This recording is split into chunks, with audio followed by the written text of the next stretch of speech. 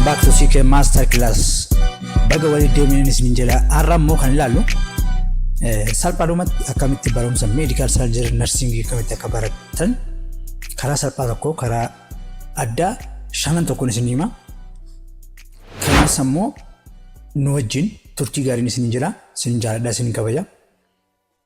Tarkaanfiiwwan karaa salphaa fi karaa nursing medikaalaa fi surgery itti baratan karaalee shan armaan gadii kana yoo hordoftan salphatti hubachuu dandeessan isin jala. Tokko dhukkuba tokko filadhu. Dhukkuba fakkeenyaaf dhukkuba sukkaaraa ta'uu danda'a, diyaabeetii, dhukkuba sombaa, dhiibbaa dhiigaa ta'uu danda'a. Dhukkuba kana keessa erga dhukkuba kana tokko filattee booda gaafii of gaafachuu qabda jechuudha. Innis dhukkubni kun maali? Gaafii jiru tokko farratti dhukkubni kun maali kan jiruuf gaafatan lammaffaa irratti maalirraa namatti ka'a? Sadii qaama kamiidha? Gaafiiwwan sadan kana deebisaa bareedaa yoo kennite namni tokko yoo si dhufe karaa salphaadhaan wal'aanuu dandeessa jechuudha.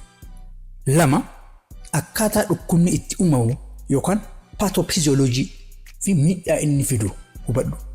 Mee fakkeenyaaf paatoofiziyooloojii maali?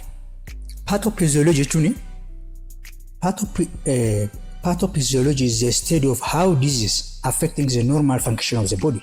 Look, pathophysiology saayinsii akkamitti dhukkubni akka qaama namaa miidhu, normally dhukkubni akkamitti qaama namaa miidhuu akka danda'u.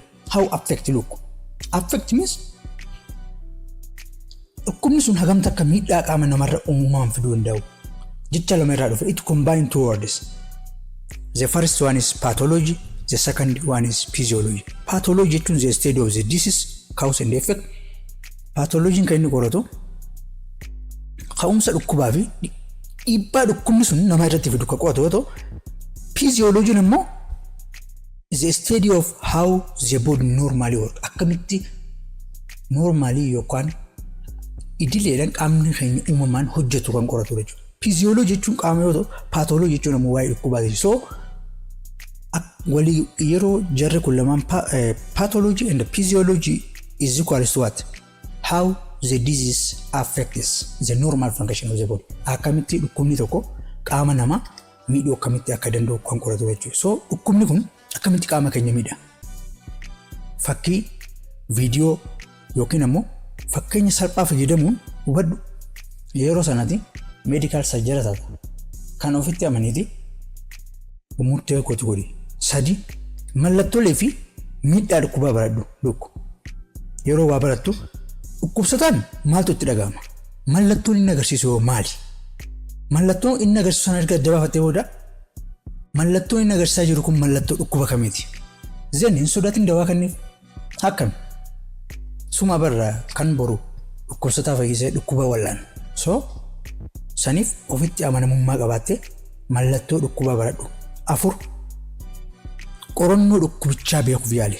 Erga qorattee dhukkubni sun dhukkuba sirrii dhukkuba barumsa keessatti baratisan ta'uu adda baafattee booda maal akka godhamuu qabu baradhu. Fakkeenyaaf dhiigaa haa ta'u, raadiyooloojii haa ta'u, sombaa haa ta'u, dawaa isaaf kennamu qopheeffadhu. Bu'aa qorannoo fi hiikaa isaa hubadhu. Erga bu'aa qorannoo adda baafattee laaboraatoorii irraa ni fuuta. Dhukkuba kam akka inni qabu adda baastee jirta, isa gaafattee jirta. So dhumarratti tarkaanfii fudhachuu qabda jechuudha yookaan bu'aa qorannoo yaalii gochuu qabda jechuudha. 5 yaalii fi tarkaanfii narsii baradhu. Narsii jechuun nama dandeettii qabu.